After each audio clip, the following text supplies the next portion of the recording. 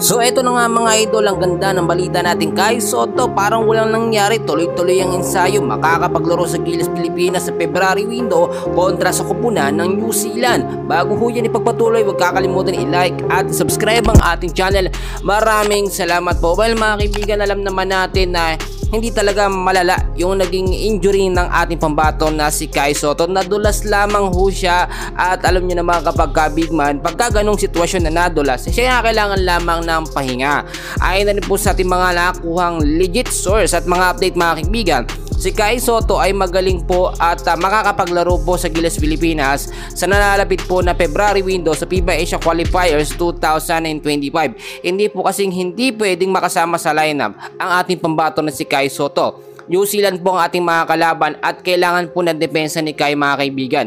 At kahit nga po si Coach Tim Con ay natutuwa ni sa naging resulta ng injury ng ating pambato na si Kai Sotto, mabilis hong gumagaling at meron tayong nakuhang updates na ito nga po si Kai Sotto ay nagpa-practice na paunti-unti. Do hindi pa ganoon siya pwedeng maglaro mga kaibigan, kaya nga po hindi natin siya mapapanood sa mga susunod po na game ng Koshigaya Alphas para ho makapagpahinga siya. Hindi naman tinatago si Kai bagkus para makapagpahinga lamang at makapaghanda nga po sa magiging laban ng Gilas Pilipinas kontra po sa koponan ng New Zealand.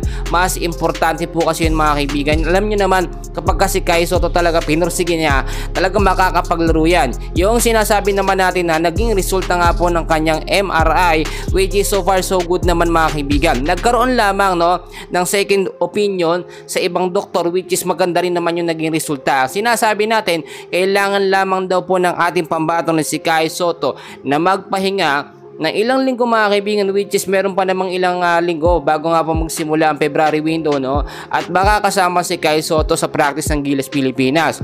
Pero magkagawin man, hindi pa rin naman, take note, nawawala yung plan B ni Coach Tim Con, which is merong backup nga po na sentro o big man, which is si Japet Aguilar. Si Japet Aguilar, wala po tayong duda sa kanyang kakayanan, magaling naman si Japet Aguilar, pero syempre magkaiba po sila ng kalibre at laruan ni Kai Sotto. Para sa akin, mas magandang hindi palitan si Kai Sotto mga kaibigan, dahil nga si Kai Sotto iba talaga yung laruan niya, mas malakas siyang umepensa at umepensa ngayon. Lagi po siya nakakapagdala ng double digits dito nga po sa koponan ng Koshigaya Alphas sa mga huling naging laban. And recently, kung hindi nga po na-injured si Kai sa naging laban ng Seahorse Mikawa at ng Koshigaya Alphas, for sure naka-double points na naman ang ating pambato na si Kai at nanalo ang Koshigaya Alphas. Ayon na rin nga po kay Coach Tim Con, si Kai Sotto ay mas nag-improve na po ngayon kumpara nung huling naging laro nga po ng Gilas Pilipinas.